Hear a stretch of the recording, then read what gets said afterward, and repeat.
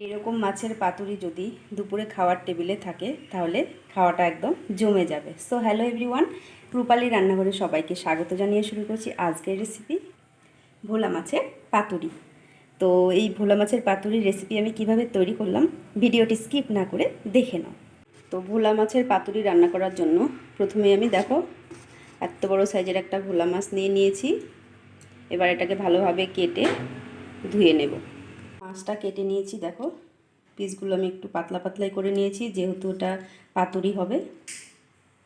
এবার শিলনোড়ায় নিয়ে নিচ্ছি 1 চামচ পরিমাণ সাদা সর্ষে, কিছুটা গোলমরিচ, 2 টুকরো রসুন,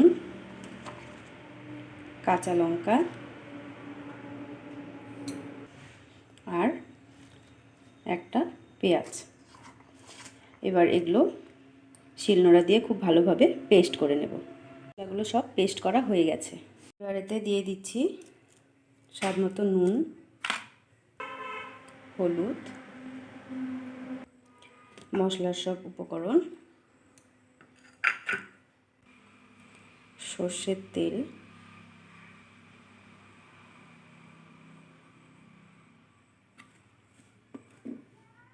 আর দিয়ে দিচ্ছি সামান্য ধনেপাতা কুচি। এবার সবগুলো উপকরণ আমি মাছের সাথে মেখে নেব। এবার এদিকে নিয়ে নিয়েছি কিছু মিষ্টি কুমড়ো পাতা।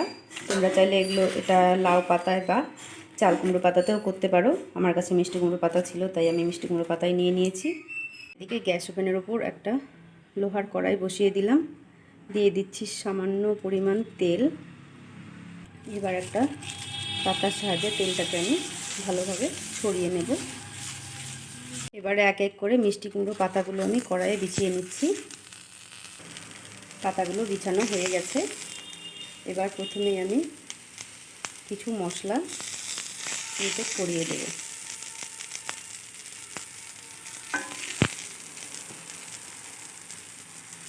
ছড়ানো হয়ে গেছে। এবার মাছগুলো উপর থেকে ভালোভাবে বিছিয়ে দেব।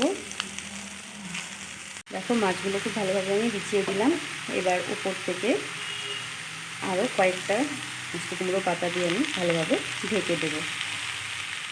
দেওয়া হয়ে গেছে। এবার ভারী একটা থালা দিয়ে আবার ঢেকে দিলাম, দিয়ে আমি 10 থেকে 15 মিনিট ওয়েট করব।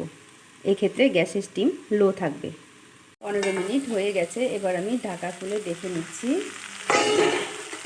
রেসিপি কতটা কী হলো।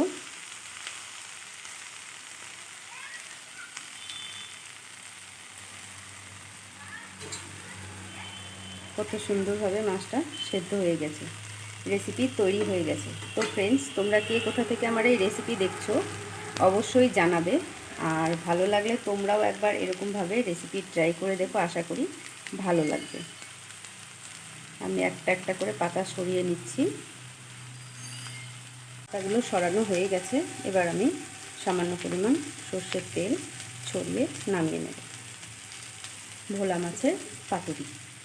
তো ফ্রেন্ডস, আজকের ভোলা মাছের পাতুরি তৈরি হয়ে গেছে। দেখো আমি সার্ভ করে নিয়েছি। রেসিপিটি তোমাদের কেমন লাগলো অবশ্যই জানাবে।